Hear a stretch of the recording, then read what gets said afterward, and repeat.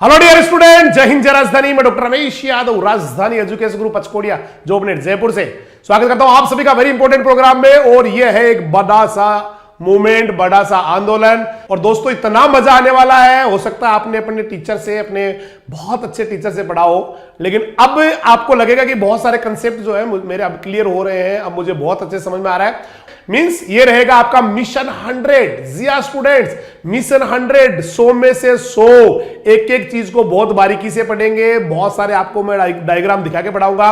बहुत सारी चीजें जो है ना, बहुत गाने से, कविता से और भी कई तरीके से जो है ना, ट्रिक से आपको याद कराने की कोशिश करूंगा।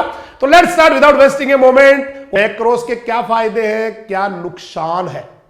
लो जी, नुकसान फायदे तो बता ही देता हूं आपको। एक तो ना, बैक क्रॉस बड़ी इजी मेथड है। इजी है, चीप है, साइंटिफिक है, सुगम है, सस्ती है, वैज्ञानिक है। अगर आप नोट कर रहे हो तो प्रतीप संकरण के क्या क्या फायदे हैं, merits of back cross method. Easy है, चीप है, सस्ती, पैसा ज्यादा नहीं लगता है, और साइंटिफिक है।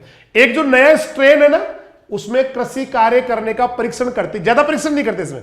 आप देख लो, इसमें बहुत कम टेस्ट किए, 2 बार एसपीटी की, सीधा एमएलटी कर दिया, फिर तो ज्यादा टेस्ट की जरूरत नहीं पड़ती। दूसरा फायदा हो गया। तो इजी है, चीप और साइंटिफिक भी होती है, किसी टेस्ट की ज्यादा जरूरत नहीं, ये फायदा होता है। एक किसान उसको तुरंत एक्सेप्ट कर लेता है। आप किसानों को होगी, भैया है तो वही वेराइटी जो आप लगा रहे थे, बस उसके जो है ना पेरेंट से क्रॉस करा के लिए हम तो एक पेरेंट से, तो किसान ओहो कोई दिक्कत नहीं है, पहले वाली है तो वही ना, हाँ वही है, आज ही दे दो फिर तो ले लेंगे हम। तो किसान ना बैक क्रॉस वाले को जल्दी एक्सेप्ट कर लेता है। इसमें क्या होता है, हर पीढ़ी में 10 से 100 पौधे, ज्यादा पौधे भी नहीं उगाने पड़ते। ये फायदे हैं। तो फायदा नंबर 1, इजी है, चीप है, साइंटिफिक भी होती है, किसी टेस्ट की इसमें जरूरत नहीं होती, इसलिए टेस्ट कम से कम करते हैं, इवैल्यूएशन बहुत कम करते हैं। जल्दी से किसान ले लेते हैं क्योंकि वो पहले से इसको जानते हैं। तीसरा, ज्यादा पौधे नहीं उगाते, 10 से 100 ही उगाते हैं। कमियां भी है, कितना भी कर लो आप, उससे ज्यादा प्रोडक्शन नहीं आएगा रिकरेंट पेरेंट से। रिकरेंट पेरेंट का प्रोडक्शन ज्यादा था ना, एका। तो देखो लिखा है इसमें, जो नई प्रभेद बढ़ेगी, नया जो प्लांट आएगा, स्ट्रेन आएगी, वो कभी भी अपने रिकरेंट पेरेंट या आवर्ती जनक जिससे बार बार क्रॉस करा रहे हो, उससे अच्छा नहीं हो सकता, नहीं। इसमें जो ना अतिक्रामी विविधता का लाभ भी नहीं मिलेगा आपको। जो चेंज, मतलब एक वेरिएशन आ रहा है ना, वेरिएशन, ऐसा कोई ज्यादा वेरिएशन नहीं आता है। कोई डाइवर्सिफाइड जो है ना वेरिएशन नहीं आता, इसका फायदा भी कोई वेरिएशन नहीं है। आप सिंपली केवल उसके पेरेंट से करा रहे हो, तो नहीं तो कोई चीज आई नहीं, वही तो परिवार वाले तो है सारे के सारे। एक कई बार कई कैरेक्टर अगर एक साथ भेजने हो ना, तो ये काम की नहीं है। फिर जब बहुत सारे लक्षणों को एक साथ भेजना हो तो काम की होती नहीं है। तो भैया बैक क्रॉस तो पूरा हो गया बापू। अब लेते हैं मल्टीपल क्रॉस। कानू का करे मल्टीपल क्रॉस बताओ। चलो मल्टीपल क्रॉस बताता हूं आपको। किसकी मेथड चल रही है? ये सारी की सारी, देखो मैं एक बार फिर से आपको रिपीट कर दूं, ये चल रही है मेथड्स ऑफ हाइब्रिडाइजेशन, संकरण की विधियां। इसमें पहली आप लोगों ने पढ़ी वंशावली, पेडिगरी। दूसरी पढ़ी बल्क मेथड। तीसरी पढ़ी बैक्रॉस। चौथी पढ़ी, पढ़ेंगे मल्टीपल क्रॉस। एक तो यही क्वेश्चन है कि संकरण की कौन कौन सी विधियां होती है। वंशावली है, पुंज विधि भी होती है, प्रतीप संकरण होता है, बहुसंकरण होता है। तो अब हम पढ़ेंगे बहुसंकरण। जी माजी वो अलग है। व्हाइट ले लो, व्हाइट ले लेते भाई। कौन सा है व्हाइट इनमें से? यो ठीक भाई जी, साढ़े नाल ये ठीक है। देखो कैसे इसमें बढ़िया, उसकी वो सेटिंग सही नहीं है कैमरे की। ये ताबरो देखो कौन सो बढ़िया दिख रही है, वो कालियो ठीक दिख रही है। कालियो रेड भी ठीक दिख रही है। चलो अब से हम कालियो और रेड ही लेंगे, ठीक है। चलो अब लेंगे मल्टीपल क्रॉस। आओ बच्चों, तुम्हें सिखाए कैसे होता मल्टीपल क्रॉस, बहुसंकरण, मल्टीपल क्रॉस, बहुसंकरण। ऐसे होता है, जैसे ये होता है सिंगल क्रॉस, ए और बी को क्रॉस कराया, मान लो आ गया ए बी। हाँ, फिर इधर मान लो सी को डी से क्रॉस कराया तो आ गया मान लो सी डी। हाँ, फिर इधर ई को एफ से क्रॉस कराया तो मान ले आ गया ई एफ, और इधर मान लेते जी को एच से कराया तो आ गया जी एच। ये एक क्रॉस, ये अलग क्रॉस है ना, सिंगल क्रॉस है, सिंगल क्रॉस है, सिंगल क्रॉस है, सिंगल क्रॉस। अगर इसकी संतान जो ए बी आ रही है और इसकी संतान सी डी आ रही है, इनको क्रॉस कराया तो ये डबल क्रॉस हो गया। अब ए बी सी डी, ये डबल क्रॉस है यहां तक का, इसको डबल क्रॉस बोलेंगे दोनों को मिला के। ये भी डबल क्रॉस हो गया, इन दोनों कराया, इनकी संतानों कराया तो ई एफ जी एच संतान आ गई। लेकिन अगर इनको फिर क्रॉस करा दिया तो ये मल्टीपल हो गया, फिर मल्टीपल हो गया। A B C D E F G H, A B C D E F G H, multiple. ये बहुत सारा, जब बहुत सारे एकल क्रॉस मिल जाते हैं ना तो उसको कहते हैं मल्टीपल क्रॉस। क्या बोलते हैं उसको? Multiple cross. ये हुआ है मल्टीपल क्रॉस। अरे हाँ, ये है सिंगल क्रॉस, सिंगल क्रॉस, इनकी संतानें मिलाओ तो डबल क्रॉस, और बहुत सारे जब डबल से ऊपर हो जाए ना फिर ये डबल डबल भी क्रॉस करके तो उसको बोलते हैं मल्टीपल क्रॉस। अश्यान वह, हाँ श्यान वह, मल्टीपल, हाँ मल्टीपल अश्यान वह, मल्टीपल हाँ श्यान इनको। तो मल्टीपल में तो क्या देगा, बुक में देखना आपने क्या लिखा हुआ है, जब अलग अलग ओरिजिन वाले दो से ज्यादा पौधों को किसी एक ही कैरेक्टर के लिए क्रॉस करा रहे हो, डिफरेंट ओरिजिन के प्लांट्स को एक ही कैरेक्टर के लिए आप क्रॉस करा रहे हो तो वो कहलाता है मल्टीपल क्रॉस। मल्टीपल क्रॉस, पता है मल्टीपल क्रॉस कब करते हैं? जब एक ही कैरेक्टर के, या यूं कहे कि कुछ जो डिजायर्ड कैरेक्टर है उनके बहुत सारे जीन अलग अलग पौधों में बिखरे हुए हैं, कुछ ऐसी लक्षण मतलब डिजायर्ड कैरेक्टर है उसके जो है ना जीन वो अलग अलग पौधों में। जैसे यहां पर कितने पौधों के जीन एक में आगे बताओ, देखिए सर बहुत सारों के आगे, फिर भी कितने के आए तो बता सही सर, 1 2 3 4 5 6 7 8 पौधों की जीन ना एक ही टिंगरिया में आएगा, एक ही टिंगरिया में आएगा। तो जब क्या होता बताओ, देखिए जब डिजायर्ड कैरेक्टर के जीन, ऐच्छिक लक्षण के जीन अलग अलग पौधों में होते हैं और उनको लिख, मैं क्यों बोल रहा हूं भाई, इसमें लिखा पड़ा है ना, काहे बोले रे मोहन, इसमें लिखा पड़ा है। देखो, एक तो अलग अलग ओरिजिन वाले दो से ज्यादा पौधों को किसी एक ही कैरेक्टर के लिए क्रॉस कराना, हाइब्रिडाइजेशन। इस हाइब्रिडाइजेशन को बोलेंगे मल्टी क्रॉस मेथड या मल्टीपल क्रॉस हाइब्रिडाइजेशन।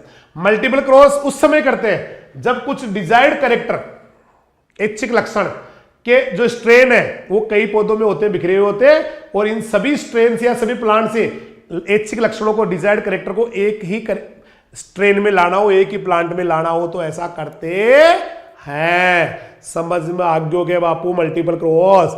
आइयो, इसके बाद है मेथड नंबर 5, म्यूटेशन। कौन सा टेशन? म्यूटेशन। म्यूटेशन तो पहले पढ़ा दी हूं मैंने, थोड़ा तो हेडिंग लाइन लू तो परिभाषा तो बताई दी। जीवों में होने वाला अचानक वंशागत परिवर्तन, sudden inheritable change in an organism. किसी जीव में होने वाला है ना, या किसी जीव के किसी कैरेक्टर के लिए, या किसी जीन या क्रोमोसोम में होने वाला अचानक वंशागत परिवर्तन। जो किसी जीव के किसी लक्षण के लिए अचानक वंशागत परिवर्तन, sudden inheritable change in for any character in A organism, उसको म्यूटेशन कहते हैं। अब म्यूटेशन करने वाला जीन से या क्रोमोसोम से होता है। तो जीन तो दो जगह रहते हैं भाई जी। जीन कितनी जगह रहे है? 2 जगह रहे। कितनी जगह रहे है? 2 जगह रहे है। एक तो यहां पे क्रोमोसोम में रहते हैं, न्यूक्लियस के अंदर, इनको कहते हैं न्यूक्लियर जीन, केंद्र की जीन, इनको कहते हैं केंद्र की जीन या न्यूक्लियर जीन। और यहां भी रहते हैं माइटोकॉन्ड्रिया में, इनमें तो डीएनए होता है। डीएनए का व्हाट इज जीन? डीएनए का वो वाला पार्ट जो किसी न किसी कैरेक्टर को कंट्रोल करता है, डीएनए का वह भाग जो किसी न किसी लक्षण का नियंत्रण करता है उसको कहते हैं जीन। तो डीएनए तो भाई जी प्लास्टिड में भी रिया करे, लवक में भी रहता है डीएनए तो माइटोकॉन्ड्रिया में भी रहता है इसका, और डीएनए तो वैसे भी इसमें भी कोशिका द्रव्य में बिखरा हुआ भी रहता है। इसका मतलब जीन दो जगह रहते हैं, जीन तो दो जगह है, जीन तो दो जगह है, जीन तो दो जगह, एक तो न्यूक्लियस में रहते, दूसरा तो साइटोप्लाज्म में। जो साइटोप्लाज्म में रहते हैं ना उन जीनों को प्लाज्मा जीन, साइटोजीन ऐसे बोलते हैं। इसका मतलब उत्परिवर्तन के लिए कौन से जीन जिम्मेदार, या तो जीन ही जिम्मेदार जो न्यूक्लियस में रहता है। देखो म्यूटेशन की उत्पत्ति किससे होती है, तो जीन से। जीन यहां केंद्रक वाले को बोल रहा है, न्यूक्लियस वाले को, या फिर प्लाज्मा जीन जिम्मेदार है, साइटोप्लाज्म का जीन जिम्मेदार होता। आइए बात करते हैं इतिहास की। म्यूटेशन वर्ड को सबसे पहले यूज किया था हुगो डी वरीज 1900, हुगो डी वरीज 1900 म्यूटेशन वर्ड दिया था हुगो डी वरीज 1900, हुगो डी वरीज 1900 में दिया था। बहुत अच्छा क्वेश्चन है। म्यूटेशन वर्ड देने वाले कौन थे? हालांकि ज्यादा समझा नहीं पाए म्यूटेशन के बारे में, बता नहीं पाए। बताने के लिए मोर्गन का बड़ा काम है इसके अंदर, लेकिन इन्होंने पहली बार बताया था कि म्यूटेशन वर्ड इन्होंने दिया था, बाकी ज्यादा इन्होंने काम नहीं किया इसके ऊपर। इन्होंने उनके जो म्यूटेशन हो रहे थे ना वो सारे न्यूमेरिकल म्यूटेशन थे, मतलब गुणसूत्रों की संख्या बदल रही थी उनके अंदर, लिखा है इसमें। तो ज्यादातर म्यूटेशन क्या, देखो उन्होंने कई म्यूटेशन का स्टडी किया, लेकिन उनके ज्यादातर जो म्यूटेशन थे वो संख्यात्मक क्रोमोसोमन विपतन थे। वार संख्यात्मक, संख्या बदल रही थी गुणसूत्र की। जैसे गुणसूत्र मान लो हमारे 46 है तो इंसान में कभी 47 हो गए, या मटर में मान लो 16 है तो 16 के 17 हो गए, 15 हो गए, ऐसे थे उनके ज्यादातर। अब हुगो डी वरीज से पहले भी एक साइंटिस्ट थे जिन्होंने म्यूटेशन देख लिया था, लेकिन वो बेचारे साइंटिस्ट नहीं रहे, गलत बोला देवसेना। वो साइंटिस्ट नहीं थे, वो एक किसान थे, अंग्रेज किसान थे बेटा। तो देखो 1791 में एक साइंटिस्ट, फिर साइंटिस्ट, एक्सक्यूज मी आप शायद गलत बता रहे हैं, वो साइंटिस्ट नहीं थे, ही वाज ए फार्मर, वो एक फार्मर थे। तो सेट राइट नाम का एक फार्मर 1791 में 1791 में एक भेड़ देखता है। वो भेड़ पालते थे और उनकी भेड़ों में एक छोटी टांगों की भेड़ आ गई। मैं क्या करूं राम, छोटी टांगों की आई भेड़, छोटी टांगों की भेड़ आ गई। हमारी भी आती है, हमारे भी छोटी टांगों की भेड़ आती है, लेकिन पता क्या करते हैं, सीधा बाबूजी के ले जाते हैं, झाड़ा लगवाते हैं, है ना, भैरू जी के ले जाते हैं, और ले जाके या तो वहीं छोड़ देते हैं, भाई कोई ना कोई रहन रही हुई है, या कोई गड़बड़ पिछली बार की है, कोई कड़ाई वड़ाई बुलड़ा, हाँ है ना, ऐसे बोलते हैं। लेकिन वो अंग्रेज था, उनके यहाँ कड़ाई वड़ाई नहीं होते कि कोई लंदन वाला भैरू जी ऐसे थोड़ी होते हैं, नहीं होते। तो उन्होंने तो सीधा क्या किया, कुछ ना कुछ गड़बड़ है, दया पता लगाओ। तो बाद में उसको लगा आइडिया कुछ ना कुछ गड़बड़ हुआ है, और उस गड़बड़ का नाम म्यूटेशन था। तो एक नई ब्रीड निकल के आ गई थी उस जमाने में, उसने एक ब्रीड निकाल दी, फिर म्यूटेशन तो हो ही गया था, उसकी संतानें खूब सारी पैदा करके एक ब्रीड डेवलप कर दी। उस ब्रीड का नाम था एंकन। ब्रीड बन गई भेड़ की, एंकन ब्रीड बन, एंकन आएगा, लेकिन ये 12th की बुक में लिखा हुआ है एनकल, कल नहीं है ये एंकोन होता है, ANCON, एंकन ब्रीड है। तो सेट राइट की एक भेड़ आ गई थी छोटे पैरों वाली, और उस भेड़ से एक नई ब्रीड निकाल दी, एंकन ब्रीड।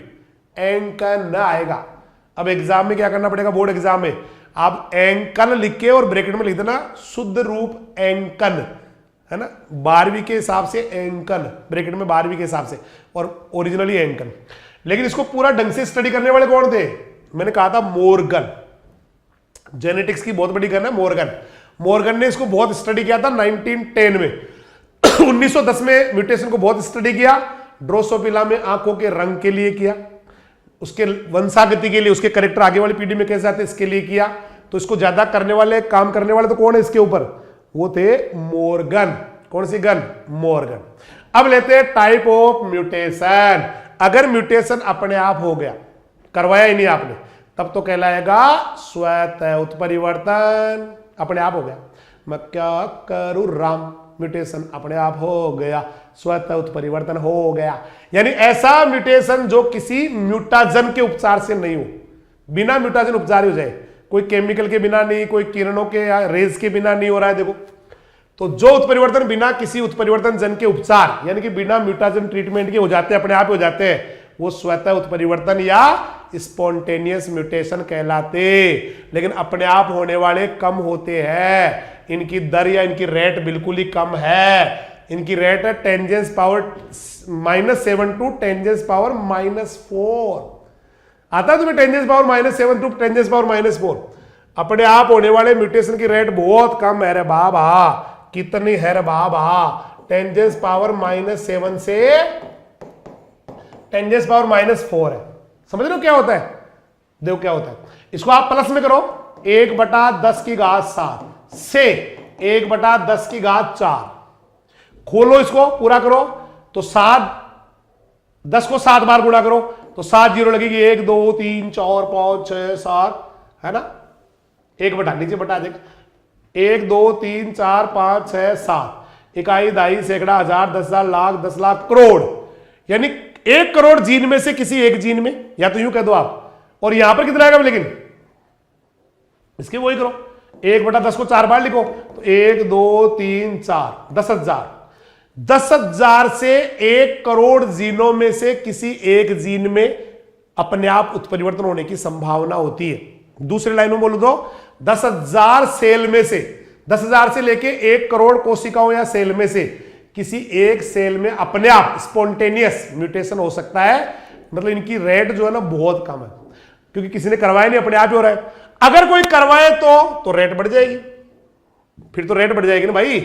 देखो, ये स्वतः उत्परिवर्तन दर काफी अलग भी हो सकती है। तो अब आप करवाओगे जानबूझ के, केमिकल लाया पौधों पे ये डाल दिया और डालते ही उनके अंदर ना चेंज आ गया, तब वो कराया हुआ म्यूटेशन कहलाएगा। उसको बोलते हैं इंड्यूस्ड म्यूटेशन। क्या बोलेंगे उसको? प्रेरित उत्परिवर्तन। तो जब किसी म्यूटेशन को फिजिकल या केमिकल म्यूटाजन से करते हैं उसको कहते हैं इंड्यूस्ड म्यूटेशन। ठीक है भाई? म्यूटाजन मतलब जो केमिकल काम में लेते हैं, जो चीज म्यूटेशन करवाती है, उसको इंड्यूस्ड म्यूटेशन कहते, स्वतः उत्परिवर्तन कहते हैं। ठीक है भाई? लेकिन इनकी दर बहुत ज्यादा होती है, इनकी होने की संभावना ना बहुत ज्यादा होती है। कौन से वाले की? सर, इंड्यूस्ड की। यस। अब लेते हैं इंडक्शन ऑफ म्यूटेशन। इसकी दर कहीं ज्यादा होती, कहीं होगी। इंडक्शन ऑफ म्यूटेशन, उत्परिवर्तन कैसे कैसे करवाते हैं? तो उत्परिवर्तन देखो कैसे कैसे कराते हैं। बहुत सारे फिजिकल और केमिकल पदार्थ या कारक होते हैं जो करवाने के लिए जिम्मेदार होते हैं, उनको बोलते हैं म्यूटाजन। म्यूटेशन करने वाले म्यूटाजन, म्यूटेशन करने वाले म्यूटाजन। और म्यूटेशन करवाना इंडक्शन ऑफ म्यूटेशन या उत्परिवर्तन प्रेरण कहलाता ही। लिखा दो, क्या लिखा बोलो? कुछ भौतिक एवं रासायनिक कारकों द्वारा उपचार करने पर जीनों में उत्परिवर्तन हो जाता है, इसको कहते हैं उत्परिवर्तन प्रेरण, यानी कि म्यूटेशन इंडक्शन। और इन कारकों क्या बोलेंगे जो उत्परिवर्तन में काम में ले जाते हैं? म्यूटाजन।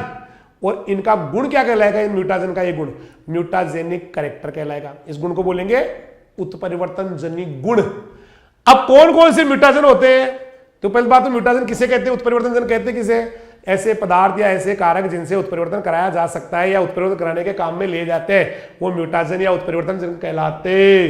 सबसे पहला है भौतिक उत्परिवर्तन, फिजिकल म्यूटाजन। फिजिकल में आती है रेज, किरणें, एक्स किरणें म्यूटाजन, गामा किरणें gamma rays mutagen, UV rays ultraviolet rays, ये सब म्यूटाजन है। अब लेते हैं केमिकल म्यूटाजन।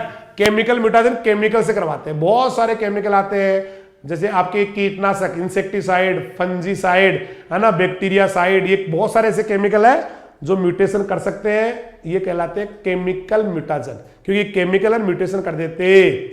अब लेते हैं थोड़ा सा म्यूटेशन ब्रीडिंग क्या होती है, उत्परिवर्तन प्रजनन क्या होता है। तो अगर आप उत्परिवर्तन करा रहे हैं और आपसे उसकी वैरायटी उससे बढ़िया हो रही है, फसलें निकल रही है, फसलें बढ़िया निकल रही है, उससे बढ़िया पौधे बढ़ रहे हैं, तो वो कहलाता है म्यूटेशन ब्रीडिंग। ऐसी ब्रीडिंग तो जानते हो, प्रजनन, पौधों में प्रजनन कराना ब्रीडिंग है, और प्रजनन कराने के लिए आपने म्यूटेशन का सहारा लिया तो म्यूटेशन ब्रीडिंग है। तो पहली बार किसने आर्टिफिशियल या इंड्यूस म्यूटेशन कराया, कृत्रिम उत्परिवर्तन कराया या फिर प्रेरित उत्परिवर्तन कराया, तो वो वैज्ञानिक थे मुल्लर। तो मुल्लर ने एक्स किरणों से मुल्लर ने, बहुत शानदार क्वेश्चन है, पहली पहली बार म्यूटेशन करवाया ओ मुल्लर ने एक्स किरणों से, पहले पहली बार म्यूटेशन करवाया एक्स, मुल्लर ने करवाया था पहली बार एक्स किरणों से। ठीक है भाई, तो मुल्लर द्वारा 1927 में एक्स किरणों से की म्यूटाजेनिक नेचर खोजी और इन्होंने काम किया था इस पे। म्यूटाजन के उपयोग से किसी में म्यूटेशन करवाना, मतलब केमिकल से किसी में या फिजिकल मेथड से किसी में म्यूटेशन कराने को कहते हैं उत्परिवर्तन प्रेरण, मतलब म्यूटेशन इंडक्शन। और इस प्रकार के उत्परिवर्तन को अगर खेती में काम में ले रहे, फसलों को सुधारने काम में ले रहे या फसल सुधार में यूज कर रहे, तब वो कहलाता है म्यूटेशन ब्रीडिंग। क्वेश्चन आ सकता है उत्परिवर्तन प्रजनन क्या होता है। उत्परिवर्तन का उपयोग फसल सुधार में करना या पादप प्रजनन में करना, प्लांट ब्रीडिंग में। If the mutation is used in plant breeding और in the improvement of the crops then it is called mutation breeding. अब करते कैसे म्यूटेशन ब्रीडिंग? बहुत इजी है। म्यूटेशन ब्रीडिंग में कछु है ही ना। पहले तो क्या करेंगे, आप बीज ले लो, बीज लेके उस पर म्यूटाजन डाल दो, केमिकल डाल दो, केमिकल डाल के उनको लगा दो, बस लगा के उनकी सेल्फिंग करते रहो, सेल्फिंग करते रहो। ठीक है, कैसे करते देखो, पहले तो लगाया प्लांट्स को, देखो आपको बता दूं मैं कैसे करते हैं म्यूटेशन ब्रीडिंग। पहले पौधों को लगा दी, चलो मैं पहले आपको समझा देता हूं, फिर ये लिखा हुआ पढ़ेंगे अपन। ये देखो 1 लिख दू, 1 2 3 4 5 6 7 8 9, राइट। पहले बार में क्या किया, बीजों के अंदर केमिकल डाल के म्यूटेजन डाल के म्यूटाजन डाल के उन बीजों को बो दिया, मतलब म्यूटाजन से म्यूटाजन मतलब उत्परिवर्तन जन से उपचारित बीजों को बोया, बीज बोना, वह फिर उनमें स्वपरागण करा दिया। इंग्लिश वाले इंग्लिश में क्या लिखेंगे, selfing of mutagen treated seeds, selfing of mutagen treated seeds. English वाले क्या लिखेंगे, selfing of mutagen treated seeds, selfing करा दी। फिर अगले 3 साल तक एसपीटी चलेगी बेटा इसमें, 2, 3 एंड 4 ईयर्स। एसपीटी सबको आनी लग गई होगी, सिंगल प्लांट ट्रायल या इंडिविजुअल प्लांट प्रोजनी ग्रोन, है ना। इसको बोलते हैं एकल पादप संततियां उगाना, हिंदी में उगाना, एक एक को अलग अलग उगाते हैं। इसका बनता कैसे, यूं ऐसे बनता है। 3 साल तक ये लिखना आपको, जैसे दूसरे साल में भी आप ये लिखेंगे, 3 साल में भी आप ये लिखेंगे, चौथे साल में भी आप ये लिखेंगे। उसके बाद चौथे इसमें 5वें साल में क्या करना है, आपको फील्ड प्लॉट ट्रायल करना है, एपीटी या फिर पीवाईटी, और इनको ऐसे ऐसे करके बॉक्स में उगाना है और सबका बॉक्स का पूरे का एक साथ ही प्रोडक्शन निकालना है। धीरे धीरे समझ में आएगी आपको, देखना। ठीक है भाई। उसके बाद में 5, 6, 7, 8 साल में, 6, 7, 8 साल में आपको करना है ये वाला, अलग अलग जगह पे उगाना है इसको। इसको बोलते हैं मल्टी लोकेशन ट्रायल, MLT कह दो, RYT कह दो, CYT कह दो। Multi location trial, replicated yield trials या कोऑर्डिनेटेड यील्ड ट्रायल्स, अलग अलग जगह पे करवाया जाता है। तो ये 2 साल का ये हो गया। अब लास्ट वाला कौन रहेगा, 9 साल का, मल्टी एंड डिस्टिंग, मल्टीप्लीकेशन एंड डिस्ट्रीब्यूशन, यानी कि बीजों की संख्या बढ़ा लेते हैं फिर किसानों को बांट देते हैं। आज्ञा क्या है, आज्ञो। कुछ बच्चे सोच रहे होंगे सर कमेंट नहीं करे, इसका मतलब पुरानी तो नहीं चल रही है ना। बेटा पुरानी नहीं चल रही, सरोज भाई, मुल्लर ने भाई, मुल्लर ने एक्स किरणों से मुल्लर ने, ठीक है, पढ़ दिया बेटा। ठीक है भाई, रिकॉर्डेड तो नहीं चल रही। कईयों को ऐसे लग रहा होगा भाई सर पता नहीं, कुछ तो जवाब ही नहीं दे रहे, तो क्लास चल रही है ना इसलिए नहीं दे पा रहा। बाकी सबका देख रहा हूं मैं कमेंट, किसी का नहीं छोड़ रहा हूं, है ना। अच्छे बच्चे हैं ना, समझदार है सारे मेरे बच्चे ना, बहुत अच्छे हैं। आगे देखो,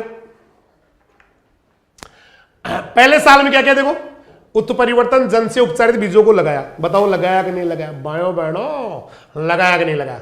सभी पौधों में फिर सेल्फिंग कराई, सेल्फिंग चलती है और बीजों को अलग अलग निकाल लिया।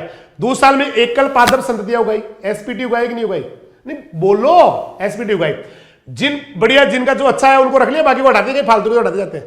30 साल में फिर वापस देखो एकल पादप संततियां यानी कि सिंगल प्लांट प्रोजनी उगाई या सिंगल प्लांट ट्रायल लगाई, ठीक है। और जो उत्कृष्ट उत्परिवर्ती वंशक्रम है जिनका परफॉर्मेंस अच्छा आ रहा है ना, म्यूटाजन, उनको रख लिया पुंज के अंदर। विसंयोजित हो रहे, जो अलग जा रहे हैं, जिनकी जरूरत नहीं है वो वाले कैरेक्टर ला रहे हैं, उनको नहीं, हाँ उनको ही लेना है। सॉरी, विसंयोजी का मतलब जो अलग हो रहे हैं, नहीं विसंयोजित रखना है।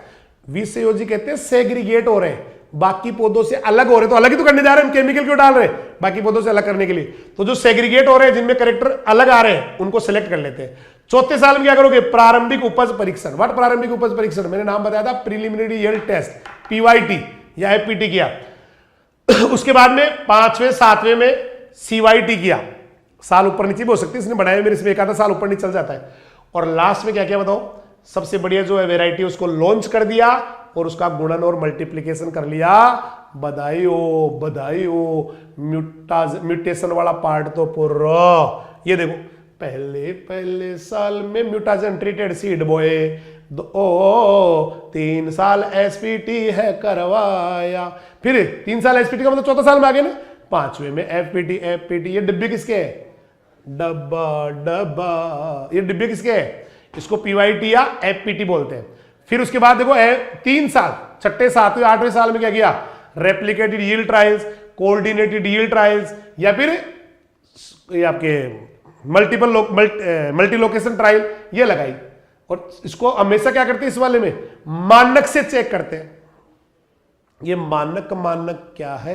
ये ये मानक स्टैंडर्ड है, जो पहले से वैरायटी लगी हुई है ना, उससे चेक करते हैं। अच्छा, इनको पढ़ के भी दिखाऊंगे आपको, पढ़ के तो मैंने बताया नहीं। हाँ, सब में पढ़ के दिखाया गुरुजी ने, इसमें पढ़ के ना बताया। गुरुजी ने आवे ना है शायद, अरे सब आवे है, नहीं मन लाग रहे तो ना आवे ना है, अरे आवे है, फिर बताया तो कौन? अरे बता रहे हो, ये रहो, पहले पहले साल में देखो, पहले उत्परिवर्तन से उपचारित बीजों को, आपकी बुक में ये लिखा हुआ, मिला लो जाए, उत्परिवर्तन जन से उपचारित बीजों को लगा लेते हैं। Mutagen treated seed space planted, सही पे लगा। फिर उनमें सेल्फिंग चलती रहती है। फिर दूसरे साल में क्या करोगे? सिंगल प्लांट ट्रायल्स, एकल पाद, इंडिविजुअली प्लांट प्रोजनी कह दो, सिंगल प्लांट ट्रायल कह दो, ये लगा देते हैं। और बढ़िया पौधों को रख लेते हैं, फालतू के हटा देते हैं, ये लिखा हुआ। पूर्णतया उर्वर, ओजपूर्ण और सामान्य बीजों को इकट्ठा कर लेते हैं, जो बांझड़े हैं, बंदे हैं, उत्परिवर्ती है, सामान्य उनको हटा देते हैं। फिर सेम प्रोसेस करते हैं, फिर 3 साल तक सेम ही चलता है। फिर क्या किया? प्रीलिमिनरी यील्ड ट्रायल्स, पीवाईटी कर दिया, समन्वित उपज परीक्षण, क्वालिटी टेस्ट कर लिया, उनका बेकार उनको हटा दिया, superior line selected, inferior rejected. और लास्ट में रेप्लिकेटेड यील्ड ट्रायल्स, जिसको आप एमएलटी भी कह रहे हैं, सीवाईटी भी कह रहे हैं, है ना, चेक कर लिया उसको, क्वालिटी और डिजीज को चेक कर लिया। और आउटस्टैंडिंग लाइंस, जिन्होंने बहुत अच्छा परफॉर्म किया, उसको अगले साल मल्टीप्लाई करके किसानों को अवेलेबल करा दिया। तो बधाई हो, बधाई हो, क्या पूरी हो गई? म्यूटेशन पूरो हो गयो रे बाप। अब म्यूटेशन का यूज क्या है? तो एक ही लाइन को 2 बार लिखा हुआ है कि म्यूटेशन ब्रीडिंग से क्या करते हैं? उपज में सुधार कर लेते हैं, उपज में सुधार कर लेते हैं, दूसरे क्वांटिटेटिव कैरेक्टर उनमें सुधार कर लेते हैं, और कई वेराइटी भी से निकाल, सीधा ये तो उपज बढ़ाया म्यूटेशन ब्रीडिंग ने, उपज बढ़ाया म्यूटेशन ब्रीडिंग ने, वेराइटी बढ़वाई म्यूटेशन ब्रीडिंग ने। अब आ जाओ बाहो जी माजी, पॉलीप्लॉइड, बहुगुणिता। बहुगुणिता मैंने आपको कहा था, हर जीव में एक मम्मी का गुणसूत्रों का सेट होता है, एक पापा का होता है। आपकी जितनी भी सेल है ना, मेरी जितनी भी सेल है कोशिकाएं, उनमें 2-2 एन क्रोमोसोम, 23 का सेट है। 23 पापा से आया, 23 मामा से आया। आप ये क्यों पढ़ रहे हैं? ये सब पौधों को सुधारने की विधि है। तो कोई भी डिप्लॉइड प्रजाति हो, उसके देही गुणसूत्रों में बोले तो सोमेटिक क्रोमोसोम, बोले तो हमारी बॉडी सेल के क्रोमोसोम में 2 कॉपीज होती है, 2 एन होते हैं, 2 सेट होते हैं, कुछ भी बोल दो, या 2 जीनोम होते हैं, इसको डिप्लॉइड कहते हैं। और डिप्लॉइड से क्रोमोसोम ज्यादा होना पॉलीप्लॉइडी है, ज्यादा होना पॉलीप्लॉइडी है। लेकिन ज्यादा हो जाए कम हो जाए, इनके लिए वर्ड आता है संख्यात्मक गुणसूत्र विपतन, जीनोमिक म्यूटेशन या हेट्रोप्लॉइडी बोलते हैं उसको, जीनोमिक म्यूटेशन या हेट्रोप्लॉइडी। पॉलीप्लॉइडी ज्यादा को बोलेंगे 2 एन से ज्यादा गुणसूत्रों का मेला, 2n से ज्यादा गुणसूत्रों का मिलना, पॉलीप्लॉइडी। लेकिन कम और ज्यादा दोनों ही वर्ड यूज करें तो भाई कम भी हो सकते हैं, 2n का n ही हो जाए, तो उसके लिए वर्ड आता है फिर जीनोमिक म्यूटेशन या हेट्रोप्लॉइडी, ऐसे वर्ड यूज करते हैं। चलिए हम यहां देखिए क्या लिखा हुआ है। छठी मेथड आगे भाई, किसकी मेथड चल रही है? क्रिएशन ऑफ वेरिएशन, विविधता का उत्पादन या नई वेराइटी निकालने की। तो किसी द्विगुणित प्रजाति की जो देही कोशिका बॉडी की सेल है, उसमें 2 कॉपीज होती है, 2n होते हैं और इसको 2n बोलते हैं। इस 2n में कम होना या 2n से संख्या ज्यादा होना, उसके लिए वर्ड आता है संख्यात्मक गुणसूत्र विपथन, जीनोमिक म्यूटेशन या जीनोमिक हेट्रोप्लॉइडी, ऐसे वर्ड यूज करते हैं, मतलब ज्यादा होने को कम होने के लिए।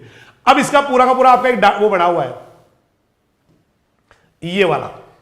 अब आप चाहे इसको बुक में से ले लो या फिर हमारा कन है, आप ही बुक में से लेते, चलो बुक में से ले लेते। दिख रहा है सबको? नहीं दिख रहा तो किताब ले लो भाई हाथ में।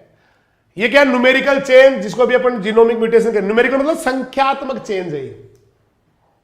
ऊपर देखो क्या लिखा हुआ, गुणसूत्रों में संख्यात्मक परिवर्तन। संख्या किसकी बदलेगी? संख्या 2 की बदल सकती है, n की भी बदल सकती है, उसकी क्रोमोसोम की बदल सकती है सीधी, है ना। चलो भाई पहले एक बार 2 की बदल सकती है। देखो संख्यात्मक, जैसे अपन मान लेते हैं कि एक मटर है, तो मटर में कितना होता है? 2n बराबर 16 होता है जैसे, या मक्का में 2n बराबर 20 होता है, कोई सा ले लो एक ही बात है, 2n बराबर 20 होता है। n भी बदल सकता है, ये 20 संख्या भी बदल सकती है, नहीं हां दोनों बदल सकते हैं। अगर कभी संख्या बदलती है ना, ये वाला जैसे 20 का 21 हो गया, हमारे 46 का 47 हो गया, तब तो ये बोला जाता है उसको। इधर उल्टे संख्या बदले तो एन्यूप्लॉइडी, एन्यूप्लॉइडी, एन्यूप्लॉइडी। जैसे 20 का 21, 22, 23, 24, 25, 26, 27, 28, या फिर 20 का 19, 18, 17, 16, ये बदले। या जैसे हमारे मानते, मान लो हमारे कितने हैं, हालांकि आदमियों में ऐसा होता नहीं है, 46 से मान लेते हैं, तो 46 से 47 हो गए, होता तो है, डिसऑर्डर बोलते हैं इनको, मंगोलियन इडियट पैदा हो जाते हैं, डाउन सिंड्रोम वगैरह। तो 46 का मान लो 45, 47 हो गए, ये बदलेंगे तो एन्यूप्लॉइडी।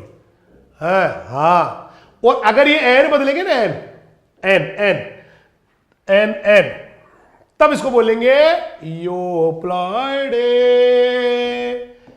जैसे मक्का का, वापस मक्का का लिख रहा हूं, ये बदलेंगे तो ये बोलेंगे इसको, और ये बदलेंगे तो फिर ये बोलेंगे। क्या बात कर रहा? हाँ ऐसे बोलते हैं, उल्टा नहीं है, वो इधर का इधर, इधर का इधर लिख दिया बस।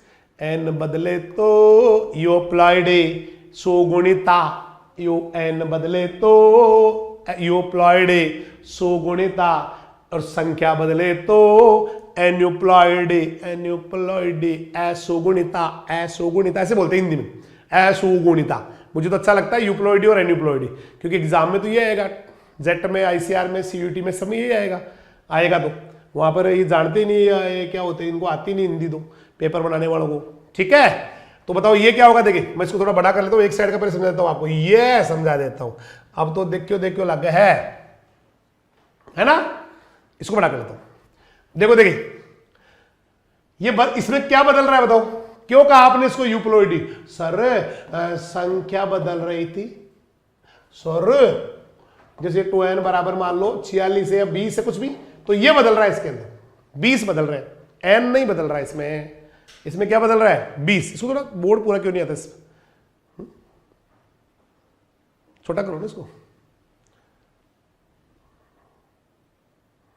बार बार इसको, हाँ और छोटा कर लो, और छोटा कर लो, बस आ गया। अब पूरा आ गया ना बेटा, बोर्ड आ गया, बधाई हो, अब आ गया। हाँ भाई, तो ये बदलेगा, इसको एन्यूप्लॉइडी बोलेंगे। देखो लिखा हुआ साफ साफ कि 2n जो क्रोमोजोम है, जैसे 2n बराबर 20 है, उसमें से एक क्रोमोजोम कम भी हो सकता है, एक क्रोमोजोम बढ़ भी सकता है, ज्यादा भी कम ज्यादा हो सकते हैं। ठीक है, अब इसके भी 2 टाइप होंगे। अगर क्रोमोजोम इस 20 में कमी आ रही है तो हाइपोप्लॉइडी, हाइपो बोले तो कम होता है, हाइपर बोले तो ज्यादा, हाइपर बोले तो ज्यादा होता है।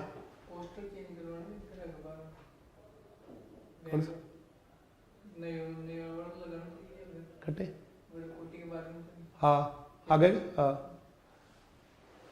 हो गया। अब कम हो गए तो जैसे 19 हो गए तो हाइपोप्लॉइडी अधोगुणिता, और 20 के 21 हो गए बढ़ गए तो हाइपरप्लॉइडी, ऐसे बोलेंगे इंग्लिश में। तो हिंदी में अधोगुणिता अधिगुणिता, अधो बोले तो कम होता है, अधि बोले तो अधिक होता ही, ऐसे नाम है इनके। अब करके देखते थे किसमें कितने हो गए। ये देखो हाइपो में कम करना है तो मान लो 2n में से 1 कम हो गया, तो बताओ मक्का में कितने रह गए, 20 की बजाय 1 कम होते सर 19। इसके लिए वर्ड आता है मोनोसोमी। अगर 2n में से n नहीं 1 क्रोमोसोम कम हो जाए तो उसके लिए वर्ड आता है 2n-1 को बोलते हैं 2n, यहां 20 है, 20 माइनस 1 है नहीं, हाँ 20 माइनस 1 ही तो है। अरे 20 माइनस 1 है भाई ये, वो देखो ये 2n-1 है, तो 2n-1 को क्या बोलेंगे, जैसे आप 20 मान रहे हो 2n को तो ये 19 रह गया, तो इसके लिए वर्ड आएगा मोनोसोमी। बहुत अच्छा क्वेश्चन है, 2n-1 मोनोसोमी। और 2n-2 हो जाए तो 20 में से 2 चले जाए एक साथ ही तो कहलाता है नल्लीसोमी। वैसे ट्रिक याद करने की है भाई, 2 में से 2 गया तो 0 नील, तो नल्लीसोमी हो गया। एक और आता है इसके बीच में, एक और आता है इसमें दे नहीं रखा। ये तो क्या होता है, एक सेट में से 2 गए, जैसे n बराबर मान लो 10 है और दूसरे n बराबर भी 10 है, 2n बराबर 20 था ना भी, तो इस कंडीशन से पता क्या हो रहा है, एक के जो है ना बेटा कम हो रहे, एक तो 10 का 10 ही है, एक के 8 हो गए। इसमें क्या हो रहा है इस वाले में, इसके एक के n बार 9 हो गए, एक 10 का 10 ही है। लेकिन एक और आता है जिसको बोलते हैं 2n-1-1, इसके लिए वर्ड आता है double monosomy. Double monosomy, double monosomy क्या बोलते हैं इसको, डबल मोनोसोमी।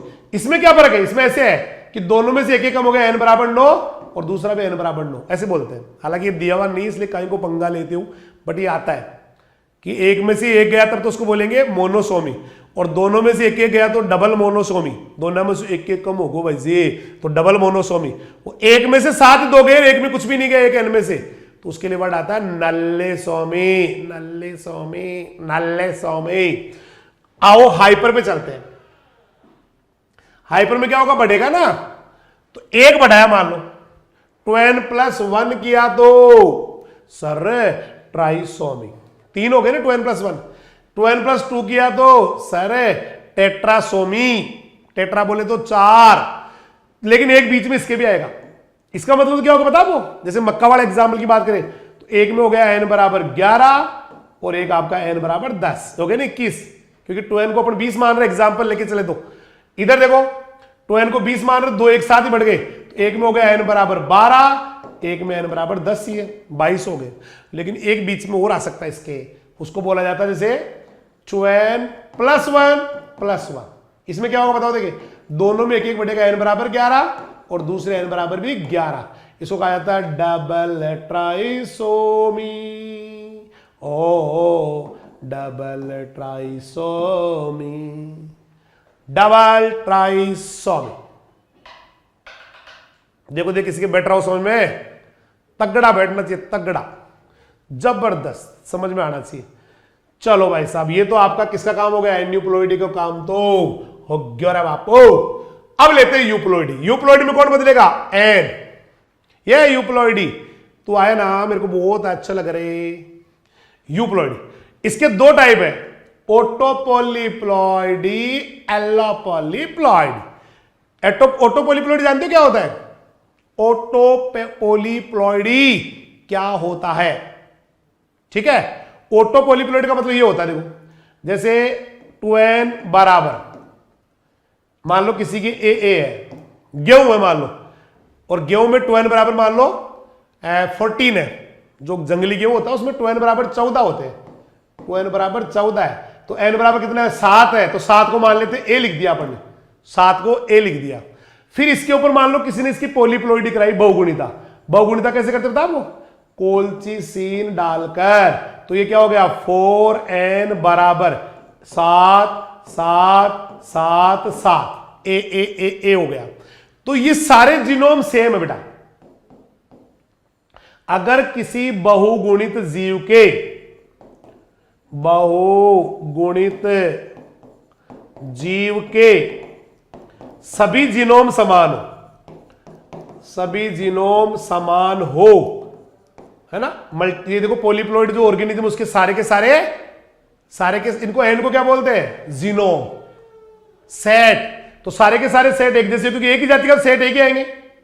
जैसे हम हमारी बात करते हैं, मान लेते हैं हमारी बात करते हैं इसी इंसान की, तो उसके पापा के क्रोमोसोम भी है और मम्मी का क्रोमोसोम भी यही है, क्योंकि पापा और मम्मी दोनों है तो उमनीग। और इसको मान लो कभी पॉलीप्लॉइड कराया तो 4n बराबर वो ए बनेंगे, सारे सेम ही रहेंगे, सारे सेट ही, 4 बने तो भी सेट सेम ही रहेंगे। तो ये क्या कहलाएगा,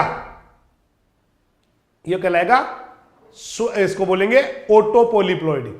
क्या बोलेंगे, ओटोपोलीप्लॉइडी। बैठा किसी को या ना बैठो, बैठ गया, ओटोपोलीप्लॉइडी।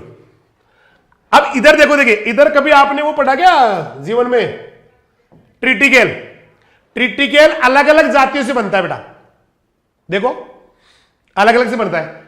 जैसे कभी गेहूं का पढ़ा आपने, गेहूं में होता है 2n बराबर ए क्रॉस राई, राई गेहूं जैसे राई आती है ग्रेमिनी में ही, उसका होता है मान लेते हैं 2n बराबर बी, अलग अलग जातियां, इनकी संतान आई, इधर से आया n बराबर ए, इधर से आया n बराबर बी, संतान बन गई 2n बराबर ए बी, और इस पे कोएफिशिएंट डाला तो क्या बन गया 2n बराबर ए बी। चूंकि अलग अलग जातियों की बनी हुई संतान है, इसलिए दो जीनोम अलग जाति के, दो जीनोम अलग जाति के। तो अगर किसी पॉलीप्लॉइड जीव में, किसी पॉलीप्लॉइड जीव में, पॉलीप्लॉइड बहुगुणी जीव में सारे जीनोम समान नहीं होते, तो उसके लिए वर्ड आता है एलोपोलीप्लॉइडी। सारे जीनोम, सारे एन एक जैसे नहीं, क्योंकि वो बना ही दो जातियों से, दो अलग अलग जातियों से मिलके बना हुआ है, इसलिए सारे जीनोम इसके समान नहीं होते। अब ऑटो को देखो, ऑटो के फटाफट फ्री करते हैं, थोड़ा सा ब्रेक चाहिए, वो सर कह के गए, वो ऑफलाइन के बच्चे भी चल रहे हैं तो थोड़ा ब्रेक देना पड़ेगा। तो मान लो किसी के एन, ये यहां देखो, ये कौन से वाला का टाइप है, ओटोपोलीप्लॉइडी। ऑटो में क्या होता है, सारे जीनोम सेम होते हैं। तो मान लो किसी के जो है ना एक एन कम हो गया, 2n माइनस एन, एक एन, अब की बार एन नहीं बदलेगा पूरा, देखो क्रोमोसोम नहीं बदलेगा, तो उसके लिए वर्ड आता है मोनोप्लॉइड। एन को मोनोप्लॉइड कहते हैं या हैप्लॉइड कहते हैं। 2n में से कोई एन नहीं गया पूरा का पूरा, पापा या मम्मी के क्रोमोसोम में से पापा के उड़ गए मान लो किसी जीव में, पूरे के पूरे ही, तो जीव या बच्चा क्या कहलाएगा, मोनोप्लॉइड या हैप्लॉइड कहलाएगा। और 2n के 2n आ जाए तो दोनों मम्मी और पापा के ऐसे कैसे रह गए, तो डिप्लॉइड कहलाएगा। लेकिन ये बहुगुणिता यहां पर हुई है, 3n पे हुई है, इसके लिए वर्ड आता है ओटो। ओटो वर्ड क्यों लिया, क्योंकि ओटोपोलीप्लॉइड का पार्ट है, देखो किसका पार्ट है, ओटोपोलीप्लॉइडी का। तो 3n के लिए क्या ले लिया, ओटो ट्रिप्लॉइडी बोलेंगे उसको। अब आओ एलो वाले, एलो वाले में क्या होगा, क्रोमोसोम अलग अलग होते हैं, जीनोम अलग अलग होते हैं। जैसे अभी थोड़ी देर पहले मैंने आपको कहा था गेहूं और राई, तो वहां पर क्या हुआ था, 4n बराबर क्या आए थे, 4n बराबर, जैसे कोई भी एग्जांपल ए और बी आ गए। अगर ए को अपन माने भाई n1 है, तो समझ लो 2 n1 आ गए, 2 a की तरह ही, भाई इसको आप 2 a आ गए, 2 b आ गए, तो यूं भी कैसे आपकी किताब के हिसाब से देखे तो कि 2 n1 आ गए, यानी n1 2 आ गए, और दूसरा फिर b को क्या लिखोगे आप, 2 ही n2 आ गए। यानी एक जैसे जीनोम नहीं है, अलग अलग जातियों से मिलकर बना हुआ पौधा होता है, ठीक है। अब लेते हैं एलोहेक्साप्लॉइडी। एलोहेक्साप्लॉइडी में क्या होगा, इसमें हेक्सा है तो 6 करेंगे अपन, यानी कि किसी में 2n बराबर 6n बराबर 6n बराबर A B C A B सी। तो इसको क्या लिखेंगे अपन, 2n1 प्लस इसको क्या लिखेंगे 2n2, ऐसे समझाने के लिए, अलग अलग करने के लिए, और 2n3, यानी कि 2n1 आ गए, 2n2 आ गए, 2n3 आ गए। लेकिन ये n1 n2 ऐसे क्यों लिखा अलग अलग, क्योंकि ये डिफरेंट है, अलग अलग है, ठीक है। एक छोटा सा ब्रेक लेंगे मात्र 10 मिनट का, उसके बाद फिर चालू करेंगे। अभी थोड़ी देर, अब ज्यादा लंबा बचा नहीं है पार्ट, थोड़ा ही बचा है, तो छोटे से ब्रेक के बाद फिर मिलते हैं। तब तक के लिए सभी को नमस्कार, जय हिंद, जय राजधानी, सत श्री अकाल, सब्बा खेर, वाहे गुरु दी फतेह, खुदा हाफिज, अल्लाह हाफिज, राम राम।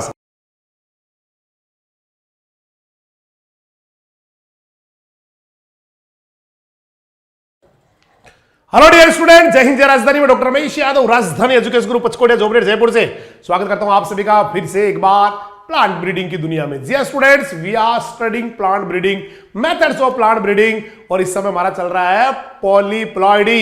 ये वाला मुझे लगता है समझ में आ गया। मैं एक बार फिर से रिपीट कर दूं कि भैया अगर एन बदल रहा है तो यूप्लॉइडी, एन बदले तो यूप्लॉइडी, सुगुणिता, एन बदले तो यूप्लॉइडी। अगर सारे एन सेम सेम रहे तो ऑटो पॉलीप्लॉइडी या स्व बहुगुणिता। ठीक है भाई, स्व बहुगुणिता। और अगर अलग अलग रहे तो पर बहुगुणिता। समझ में आ गया रे बाबू। अब स्व बहुगुणिता के उदाहरण बताओ। एन कम हो गया, 2n कम हो गया, लेकिन 3n होते पॉली वर्ड लग गया। देखो प्लॉइडी वर्ड लग गया, ऑटो ट्रिप्लॉइडी। इधर क्या एलो में अलग अलग होते हैं, 2a 2b 2a 2b 2c, तो 4 ही हो तो ऑटो टेट्राप्लॉइडी और ज्यादा हो तो एलो। अब इनका यूज क्या है, मन ये बताओ कि एक काई यूज आवे है, इरो काई काम है सा। तो आप इस अपने चित्र के ऊपर इस डायग्राम में यहां इसके पूरे यूज लिख सकते हो। डायग्राम पे, हाँ डायग्राम पे लिख सकते हैं। ये रही देखो डायग्राम जो बुक का है ना, उसके ऊपर आप ऐसे लिख सकते हो सारा का सारा कि पहले तो एन्यूप्लॉइडी क्या काम आती है। एन्यूप्लॉइडी से सब्स्टिट्यूशन लाइंस बनती है। एन्यूप्लॉइडी से क्या होता है, सब्स्टिट्यूशन लाइंस बनती है रे बाबा, सब्स्टिट्यूशन लाइन। चलो पहले इससे पहले एक बार वो मैं आपको लिखा हुआ बता दूं 12वीं की बुक में से, फिर लेते इधर। देखो आपके लिख रखा है कि टाइप्स ऑफ पॉलीप्लॉइडी। एक लिखा एन्यू पॉलीप्लॉइडी। एन्यू किसे कह रहे थे, क्रोमोजोम की संख्या बदलना, 20 का 21 22 ऐसे होना। देखो इसमें कोशिका के जो डिप्लॉइड क्रोमोजोम है 2n, उसमें एक संख्या बढ़ गई, जैसे 20 का 21 हो गया, 22 हो गया, या एक से ज्यादा बढ़ गए या कम हो गए, उसके लिए आता है एन्यूप्लॉइडी। एन्यूप्लॉइडी का गाना गा लिया मैंने भाई साहब, संख्या बदले तो एन्यूप्लॉइडी। जैसे 2n-1, चलिए हमारे अंदर 2n-1 हो जाए तो कितने क्रोमोजोम रहेंगे, आप उत्तर देंगे सर 45 रहेंगे। 2n+2 तो हमारे अंदर कितने हो जाएंगे सर 48, 48 है ना। और 2n-1 को अभी बोला क्या था सर, मोनोसोमी, ये रहा मोनोसोमी। और 2n-2 हो जाए तो सर नल्लीसोमी, है ना, द्विसूत्री क्या बोलते हैं, द्विन्यून सूत्रता। देखो डिप्लॉइड में से एक गुणसूत्र कम हो जाए तो मोनोसोमी, ये बढ़िया वर्ड है हिंदी वाले।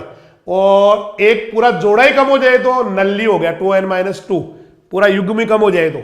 और ऐसे इधर लिखा हुआ कि किसी भी डिप्लॉइड गुणसूत्र में से एक गुणसूत्र ज्यादा हो जाए तो ट्राइसोमी, और जोड़ा ज्यादा हो जाए तो टेट्रासोमी। तो ये हो गया एन्यूप्लॉइडी। यूप्लॉइडी क्या होता है कि डिप्लॉइड क्रोमोसोम की प्रति बदलती है। प्रति बोले तो कॉपी, कॉपी बोले तो एन, एन बोले तो सेट, एन बोले तो जीनोम बदलता है। जैसे 2n है ना, डिप्लॉइड, ट्रिप्लॉइड, टेट्राप्लॉइड, पेंटाप्लॉइड, हेक्साप्लॉइड ऐसे बोलते जाते हैं। अब आ गया नेक्स्ट टॉपिक आपका कि काम में क्या आती है एन्यूप्लॉइडी, ये सारी की सारी। तो ये यहां पर आपकी जो है ना, यहां मैं बता ही रहा था कि एन्यूप्लॉइडी से सब्स्टिट्यूशन लाइंस बनती है।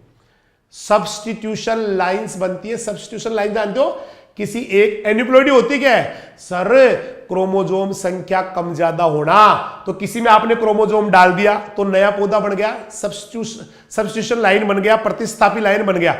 यानी कि एक क्रोमोजोम निकाल दिया, दूसरा डाल दिया, है ना, सब्स्टिट्यूट कर दिया, प्रतिस्थापन कर दिया, तो इसलिए नए पौधे बन जाते हैं जिनको बोलते हैं प्रतिस्थापन लाइनें या सब्स्टिट्यूशन लाइनें। किससे बनती है, एन्यूप्लॉइडी सब्स्टिट्यूशन लाइन।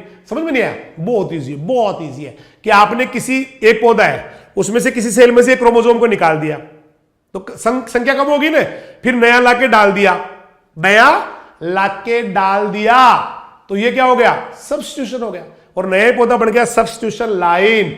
तो एन्यूप्लॉइडी सब्स्टिट्यूशन लाइन आपके ऐसे कैसे।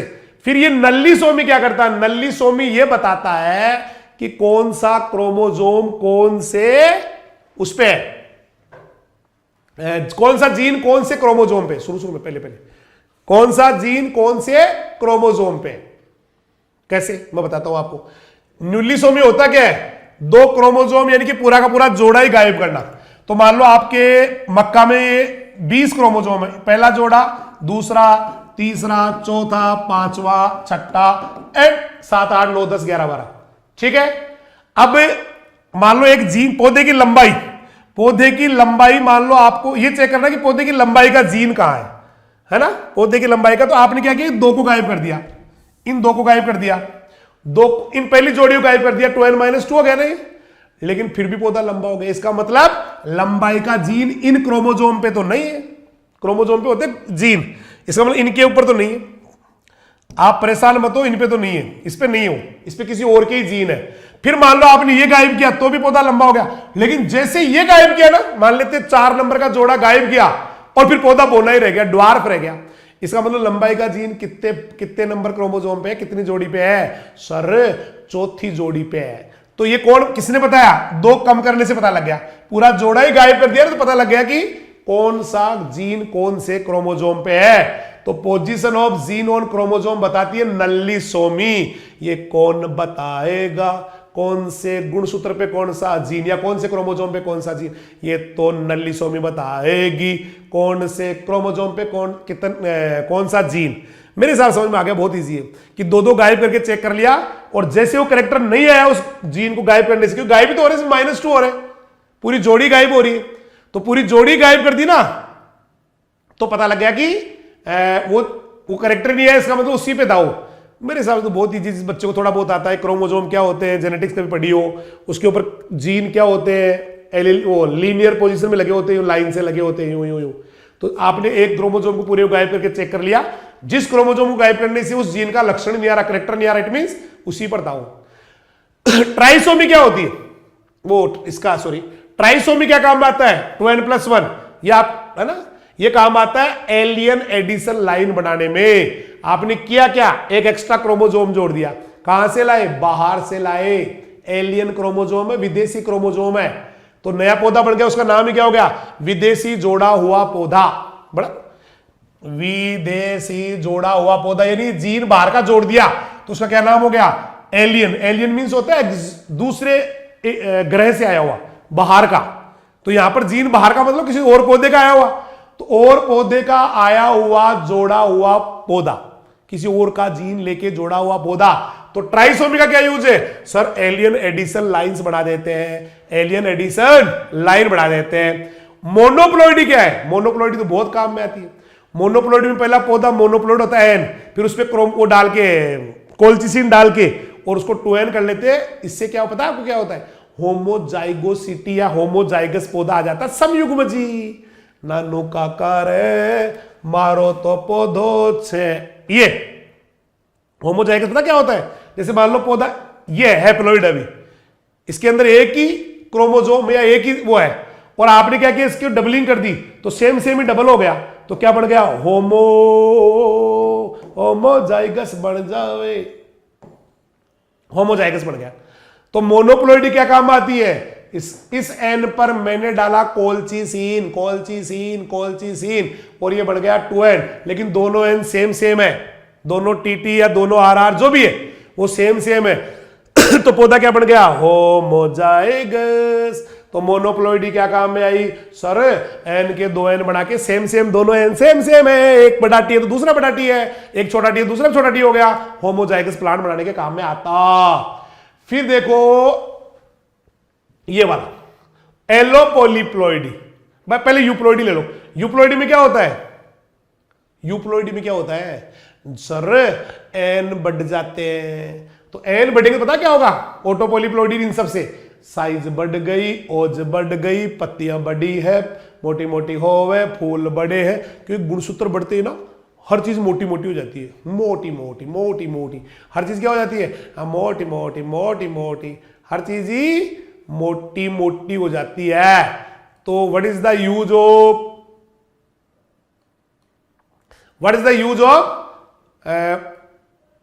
ऑटोपोलिप्लॉइडी?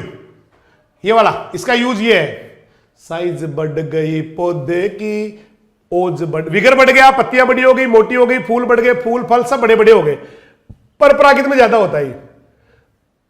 इसका बताओ, देखिए एलोपोलिप्लॉइडी क्या होता है? एलो मीन्स क्या होता है? दो अलग अलग जीवों के जीन होते हैं या क्रोमोजोम होते हैं, जीन होते हैं, फिर उनके ऊपर पोलिप्लॉइडी करवा देते हैं कोल्चिसिन डाल के। तो इसमें क्या होता है?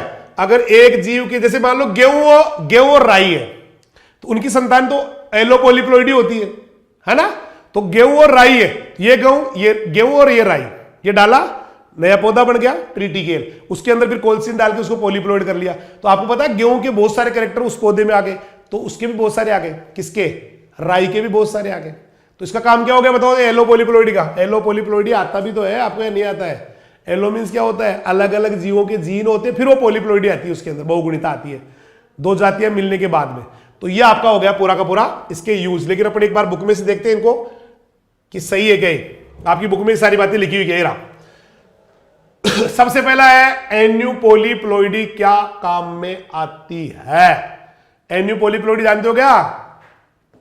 एन्यू पॉलीप्लोइडी में क्या बदलेगा? एन बदलेगा, क्रोमोसोम की संख्या बदलेगी। आप मुझे पता ये कह रहे हैं कि सर संख्या बदलेगी, संख्या बदलेगी, है ना? संख्या बदलेगी। इसको ये वाला देखो, एबनॉर्मल सेग्रीगेशन रेशियो मिलता है। एबनॉर्मल मतलब अलग ही पौधे मिलते हैं। जब हम लोग एनी पॉलीप्लोइडी मतलब संख्या डाल देते हैं, कम कर देते हैं, तो उससे नया ही पौधा बन जाता है। तो एक तो इसका एनी पॉलीप्लोइड का पहला यूज क्या हुआ देखो, एबनॉर्मल, असामान्य, सेग्रीगेशन रेशियो, अलग ही विसंयोजी अनुपात बन जाता है। और फिर एक एक को लेते हैं। अब देखो सबसे पहला है एन्यू पॉलीप्लोइडी। एन्यू पॉलीप्लोइड का स्पेशल यूज है सब्स्टिट्यूशन लाइन बनाना। सब्स्टिट्यूशन लाइन समझ में आ गई होगी। पहले तो एन्यूप्लॉइड क्या होता है? क्रोमोसोम घटना या बढ़ना। तो नया क्रोमोसोम लाना या क्रोमोसोम को हटाना। प्रतिस्थापन लाइन से एक जाति से दूसरी जाति में रेजिस्टेंट जीन डाल सकते हैं। कैसे? कैसे डाल सकते हैं कि एक पौधा है उसमें किसी और का लाके क्रोमोसोम ऐड कर दिया, है ना, हो गया नया, उसके क्रोमोसोम आने से क्या हो गया? रेजिस्टेंट जीन आ गए। ट्राइसोमी क्या होता है? ट्राइसोमी में क्या होता है? 2n में एक जुड़ जाता है। 2n में एक क्रोमोसोम जुड़ता है, मतलब 20 का 21 हो जाता है। तो एक जुड़ते ही बाहर का जीन जुड़ते, उसका नाम ही क्या पड़ गया? Alien addition line. अभी जस्ट इसके बाद नल्लीसोमी का क्या यूज है? नल्ली, नल्ली अभी तो कहा था मैंने, नल्ली में दो क्रोमोसोम एक साथ डिलीट कर देते हैं, नल्ली बोलते हैं उसको। तो नल्लीसोम में क्या करते हैं? न्यूलीसोम में क्या करते हैं? ये पता लगाते हैं कि कौन सा जीन कौन से गुणसूत्र पर पाया जाता है। क्योंकि वो जैसे आप वो गायब करोगे ना, उस जीन को गायब करोगे जोड़ी कोई, तो उसके कैरेक्टर भी गायब हो जाएंगे। इसका मतलब ये पता लग जाएगा इस कैरेक्टर का जीन इस वाले क्रोमोसोम पे था। समझ में आ गया? मैंने जैसे समझाया था अभी। अब लेते हैं इसका क्या यूज है? हैप्लॉइड का या एगुणित का। एगुणित में एक ही एन होता है।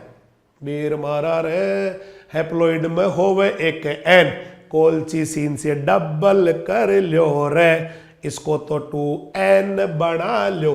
तो डबलिंग कर लो, डबलिंग करते होमोजाइगस पौधे तैयार हो जाएंगे, समयुग्मजी पौधे तैयार हो जाएंगे। समयुग्मजी कैसे? जैसे मान लेते हैं पहले पौधा मैंने अभी जस्ट समझाया था कैपिटल टी वाला ही है, और आपने इसमें कोलचीसिन डाल के एक टी और पैदा कर लिया, एन का 2n n डबल कर दिया, तो ये बन गया होमोजाइगस। होमोजाइगस पौधा बन गया। तो एन से हमेशा क्या करते हैं? एन पर हमेशा कोलचीसिन डालते हैं, उसको 2n कर लेते हैं। लेकिन जैसा एन वैसा ही दूसरा एन, दोनों सेम सेम आ गए, दोनों पे सारे जीन सेम सेम आ जाएंगे क्रोमोसोम के, तो कहलाता है होमोजाइगस। होमोजाइगस बनाना बहुत इंपॉर्टेंट है। वैसे होमोजाइगस पता किससे बनाते हैं लोग? सेल्फिंग कर करके बनाते हैं। लेकिन वो जमाना आजकल चेंज हो गया। आजकल क्या करते हैं लोग? एंथर लेते हैं, एंथर एंथर पराकोष, उसको कल्चर करते हैं तो हैप्लॉइड प्लांट तैयार हो जाता है, एन पौधा तैयार। उसकी फिर डबलिंग कर लेते हैं उसके अंदर कोलचीसिन डाल के या और भी दूसरे तरीके से, तो एन का ही 2n बन जाता है, वो सेम सेम एन आ जाता है। ठीक है बेटा? और वो कहलाता है होमोजाइगस प्लांट। तो होमोजाइगस डिप्लॉइड पौधा तैयार करना ही हैप्लॉइड का सबसे ज्यादा यूज होता है। और ये डिप्लॉइड कैसे, इनको वापस डबल कैसे करते हैं? इसके दो तरीके हैं। हैप्लॉइड को बढ़ा लो डिप्लॉइड, एन को बढ़ा लो 2n, कोलचीसिन ट्रीटमेंट से एन को बना लो 2n। हैप्लॉइड को डिप्लॉइड कैसे बढ़ाते हैं? कोलचीसिन देके, या फिर एक मेथड आता है डीकैपिटेशन कैलस प्रोसेस। डीकैपिटेशन कैलस प्रोसेस, दोनों मेथड याद करने हैं। मैं एन को बढ़ाऊं 2n, कोलचीसिन के ट्रीटमेंट से एन को बढ़ाऊं 2n। डीकैपिटेशन कैलस प्रोसेस यानी सिर छेदन कैलस प्रक्रिया, ये आपके उसमें होती है टिश्यू कल्चर में। अब लेते हैं ऑटोपोलीप्लोइडी का क्या यूज है। ऑटोपोलीप्लोइडी क्या होती है? पोलीप्लोइड जीव के सारे जीनोम सेम आते हैं। जैसे 2n बराबर AA, तो 4n बराबर भी ए ऐसे आएगा। 6n बराबर ए 6 बार आएगा। सारे सेम आएंगे क्योंकि वो एक ही जाति के हैं। जैसे आपको या मेरे को कोई पोलीप्लोइड बनाए बहुगुणित, कोलचीसिन डाल के, मान लो आदमी बनता नहीं कोलचीसिन, लेकिन मान लो बन जाए, तो हमारे तो माता और पिता दोनों ही इंसान है, तो हमारे तो n बराबर मम्मी का भी ए सेट है, पापा का भी यही है, तो हम तो ए वाले बनेंगे। कितने बना लो चाहे आप, तो उसके लिए वर्ड आता है ऑटोपोलीप्लोइडी। ऑटोपोलीप्लोइडी से क्या फायदा होता है? सेम सेम अगर जीन बढ़ते हैं ना तो साइज बढ़ जाती है। देखो क्या होती है? जब कोई क्रोमोजोम बढ़ते हैं साइज पौधे की बढ़ती है। देखो ऑटो पॉलीप्लॉइडी से क्या होता है, क्रोमोजोम बढ़ेंगे तो उनके इफेक्ट भी ज्यादा आएंगे। तो एक तो साइज बढ़ जाती है पौधे की, साइज बढ़ गई पौधे की, विगरिया ओज भी पौधे का बढ़ गया ऑटो पॉलीप्लॉइडी से। ओ या तो ऑटो पॉलीप्लॉइडी, ओ या तो ऑटो पॉलीप्लॉइडी। समझ में आ गया। दूसरा, साइज बढ़ गई विगर बढ़ गया। और भी देखो ऑटो पॉलीप्लॉइडी से क्या होता है, पत्तियां बड़ी हो गई, पत्तियां मोटी हो गई, फूल फल बीज भी बड़े हैं, हो गए सब बड़े। ओ या तो ऑटो पॉलीप्लॉइडी, ओ या तो ऑटो पॉलीप्लॉइडी। ऑटो पॉलीप्लॉइडी बेटा, ठीक है। तो ऑटो पॉलीप्लॉइडी क्या होती है, पत्तियां बड़ी हो गई, मोटी हो गई, क्योंकि क्रोमोसोम बढ़ गए तो उनका इफेक्ट भी बढ़ गया। फिर फूल फल बीज बड़े हो गए, लेकिन संख्या कम हो जाती है इनकी। पॉलीप्लॉइडी में क्या होता है, ऑटो पॉलीप्लॉइडी में जैसे पहले बीज 50 आ रहे थे तो अब आपके 40 ही आएंगे, लेकिन मोटे मोटे आएंगे 40 के 40, प्रोडक्शन तो बढ़ जाएगा आपका। ठीक है भाई। एक ये शर्त दे रखी है कि भाई साहब ज्यादा क्रोमोजोम हो ना पहले से ही, तो उसमें भी बढ़ने की संभावना नहीं रहती। इस हम लोग ज्यादा क्रोमोजोम वाले जो स्पीसीज है उनमें पॉलीप्लॉइडी कम होती है, और कम क्रोमोजोम नंबर है, गुणसूत्र की संख्या कम है, उसमें ऑटो पॉलीप्लॉइडी ज्यादा होती है। अगर पहले से क्रोमोजोम बहुत ज्यादा है तो फिर पॉलीप्लॉइडी या बहुगुणिता नहीं, क्रोमोजोम बढ़ेंगे नहीं, पहले ही ज्यादा है। जैसे किसी क्लास में पहले से बच्चे ज्यादा बैठे तो फिर बढ़ेंगे नहीं, उसके अंदर और नहीं आ सकते बच्चे, तो वैसे क्रोमोजोम पहले ज्यादा है तो बढ़ेंगे नहीं। और अगर कम है क्लास में बच्चे तो और बैठ जाएंगे आके फिर तो ये लिखा देखो आपका तीसरा पॉइंट पढ़ो, अधिक क्रोमोजोम संख्या वाली प्रजातियों की अपेक्षा कम क्रोमोजोम संख्या वाली प्रजातियों में ऑटो पॉलीप्लॉइडी होने की संभावना ज्यादा होती है। There is more possibility of auto polyploidy in low number of chromosome as compare to higher number of chromosome species. एक और है कि स्वपरागित फसलों की बजाय पर परागित में ज्यादा होता है, क्रॉस पॉलिनेटेड में ऑटो पॉलीप्लॉइडी ज्यादा होती है बजाय सेल्फ पॉलिनेटेड में। अब लेते हैं एलो पॉलीप्लॉइडी क्या काम में आती है। एलो में क्या होता है, अलग अलग जाति के पौधों को क्रॉस कराते हैं। अभी तो बताया ना बब्बा, अभी तो बताया था मैंने आपको कैसे करते थे, बताओ लो। ऐसे करते हैं, जैसे ये गेहूं है आपका, है ना, मान लो जंगली गेहूं है या कोई भी दो पौधे हैं, ये आपकी मूली है, चलो मूली में क्रोमोजोम मान लो 2n बराबर A, और ये आपकी गोभी है, पत्ता गोभी है मान लो, या फूल गोभी ले लो, चलो फूल गोभी है, कॉलीफ्लावर है, उसमें मान लेते 2n बराबर BB है। पहले इधर से जो है इन दोनों क्रॉस कराओ, इधर से क्या आएगा n बराबर A, n बराबर B, पौधा क्या बन गया 2n बराबर AB। पॉलीप्लॉइड हो गया क्या, नहीं हुआ, अभी तो 2n ही पॉलीप्लॉइड, तो 2n ज्यादा को बोलते हैं ना। फिर मान लो किसी ने इसके ऊपर कोल्चिसिन डाल दी, है ना, तो ये बन गया 4n बराबर AABB। दो एक अलग जाति के, दो अलग जाति, इसको बोलते हैं एलो पॉलीप्लॉइडी। दो अलग अलग जातियों के पौधों क्रॉस करा दिया, जोड़ दिया एक साथ ही, तो एलो पॉलीप्लॉइडी है। तो फसल सुधार में ना इसकी भी बहुत इंपॉर्टेंस है कि दो पौधों से नई फसल निकाल ली, है ना, ऐसे क्रॉस करके नई फसल निकाल ली। अब देखो क्या इंपॉर्टेंस का देखना, ये रहा साफ साफ लिखा है कि ऑटो पॉलीप्लॉइडी की बजाय, स्वबहुगुणिता के बजाय, जिसमें सारे जीनोम सेम आते हैं, की बजाय बहुगुणिता की उपयोगिता एलो पॉलीप्लॉइडी की ज्यादा है। देखो दो प्रकार से है, अगर किसी एक जाति के बहुत सारे कैरेक्टर आपको दूसरी जाति में डालने हैं, आपको गेहूं के बहुत सारे कैरेक्टर ना राई में डालने हैं, या राई के या मूली के गोभी में डालने, या गोभी के मूली में डालने, तो सबसे बढ़िया होता है एलो पॉलीप्लॉइडी। बहुत सारे a lot of characters of a one species can be transfer to another species. बहुगुणिता की सहायता से क्या कर सकते हो आप, एक जाति के बहुत सारे लक्षणों को या जीन गुणसूत्रों को दूसरी जाति में ट्रांसफर कर सकते, जो डायरेक्ट हाइब्रिडाइजेशन से या संकरण से नहीं होते। समझ भाई, उभय द्विगुणित के द्वारा संकरण किए जाते हैं। उभय द्विगुणित का मतलब होता है एमपी डिप्लॉय, है ना, अलग अलग टाइप के डिप्लॉयड, 2n मूली का 2n उसका, ऐसे करते हैं। एक बहुत सारी फसलें निकली हुई, देखो इसी एलो पॉलीप्लॉइडी से आपकी ट्रिटिकेल निकली हुई है। ट्रिटिकेल, यस, नाम तो सुना होगा ट्रिटिकेल, इसमें नेट क्यों नहीं चलता ट्रिटिकेल, ट्रिटिकेल आदमी की बनाई हुई फसल आती है, किसी को triticale banana, yes, this is triticale. दुनिया का सबसे बड़ा खेल है ये रहा। जैसे 2n बराबर 46, वैसे 2n बराबर 6x बराबर 46 आता है। क्रॉस 2n बराबर 14, ये कौन है सर? वीट है। कौन सा वाला? Triticum एस्टियम hexaploid. 6x आता है, उसमें 6n होता है लेकिन 6x लिखते हैं। ये कौन है सर? राई। राई भी गेहूं जैसी आती है, वो सरसों वाली राई नहीं है, उसकी स्पेलिंग अलग होती है, वो RAI होती है, ये RYE है। ठीक है, इन दोनों क्रॉस कराया तो यहां से क्या आ गया? n बराबर 23, इधर n बराबर 7, तो ये आ गया 2n बराबर, वैसे तो देखो पूरा लिखो तो ऐसे आता ही, 2n बराबर 6x। ट्रिटिकम एस्टियम जो होता है हेक्साप्लॉइड होता है, और ये x से आता है, इसको ऐसे लिखते हैं 2n बराबर 2x बराबर 14। तो इधर से क्या आया? इधर से आया n बराबर 3x बराबर 23। इधर से पूरा लिखो तो n बराबर x बराबर 7, तो संतान क्या बन गई? 2n बराबर 4x बराबर 28। 23 और 7, सॉरी 23 होता ना, 23 और 14 7, 23 7 कितने हो गए? अरे 46 का 23 तो आए ना, 23 इधर से 7, 23 7, 30 कैसे हो? 30 थोड़े आते, 28 आते ना, 28 2 56, 46 का 23 ही होते ना, तो इधर से 23 आए, इधर 7 आए। एक बार कमेंट करना गलत क्या हुआ। 28 आते हैं, आते तो ऐसे ही 23 7, 30 कैसे आएंगे? इसको फिर पॉलीप्लॉइड किया, कमेंट करना कहीं मिस्टेक हो रहा है ना बेटा। इसके बाद ये आ गया 2n बराबर पॉलीप्लॉइड करते ही एट x बराबर 56, अरे सॉरी 42 होते ना, सॉरी बेटा सॉरी, ये अपने थोड़ी 42 है, 42 है, आग्यो मन याद आग्यो 28 सही है।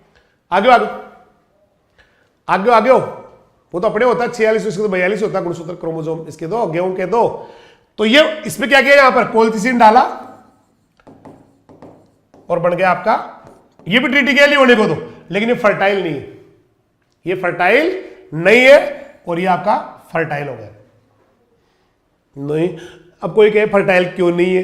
28 का तो भैया इसके साथ ही है, इधर वाले के, उसके साथ के आधे कैसे करोगे आप? इसलिए ऐसे करते हैं। तो गेहूं और राई के क्रॉस से ना फिर इसको डबलिंग किया हुआ, देखो ऐसे आया हुआ ट्रिटिकल। तो एक बार आपकी बुक में देखो ऐसा कैसा लिखा है कि इसका एक एलो पॉलीप्लॉइड का बड़ा फायदा उठाया इंसानों ने। कैसे? देखो बहुगुणिता से क्या किया, बहुत सारी नई स्पीसीज आ गई, जैसे ट्रिटिकल, मैनमेड सीरियल ट्रिटिकल रिम्पू ने बढ़ाई थी, रिम्पू नाम के वैज्ञानिक ने बढ़ाई थी, और उन्होंने गेहूं को राई से क्रॉस कराया था। फिर जो संतान बनी उस संख्या को क्या किया था इन्होंने? डबलिंग किया था। फिर तो मैंने भी डबलिंग तो किया, भी डबलिंग किया था, और फिर बन गई थी ट्रिटिकल। अब खुद गेहूं जो है ना, गेहूं जिसको आप ट्रिटिकम एस्टियम कहते हो, जिसको आप बोला समझते हो, वो खुद ही 3 अलग अलग जीव जातियों से बना हुआ है।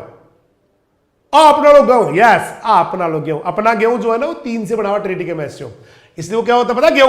गेहूं का ये वेरी मोस्ट क्वेश्चन है, एलो पॉलीप्लॉइड होता है। मारो रे गेहूं तो अलग अलग जातियां सो, मारो रे गेहूं अलग अलग जातियां सो, पॉलीप्लॉइड होवे रसुणियो। पॉलीप्लॉइड होता है, पॉलीप्लॉइड होता है, अलग अलग जातियों, देखो 3 जातियों के जीन है इसके अंदर, 3 जातियों क्रोमोसोम है। ए ऐसे है आपका जो गेहूं है ना, वैसे कितने ट्रिटिकम एस्टियम हेक्साप्लॉइड होता है? ट्रिटिकम एस्टियम हेक्साप्लॉइड होता है बेटा। 2n बराबर 6x बराबर, तो 6x है ना 42, ये 6s अलग अलग के है, 3x अलग के है, 3x अलग के है, नहीं 2x अलग के है, 2x अलग के और 2x अलग के। ये 2x किसके है? Triticum monococcum, Triticum monococcum. और ये 2x अननोन स्पीसीज, जो अब तो गायब भी हो गई होगी। और ये लास्ट के 2x है ना, ये किसके है? एजिलोप्स ठाउसी।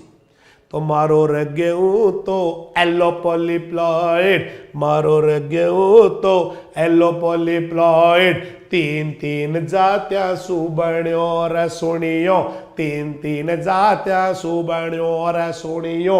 ए है ना, वैसे सीसी नहीं था, यूं था 6x बराबर ए बी, इधर 6x बराबर A B B D D. A कहां से लिया इन्होंने? ट्रिटिकम मोनोकोकम। बीबी कहां से लिया, अननोन।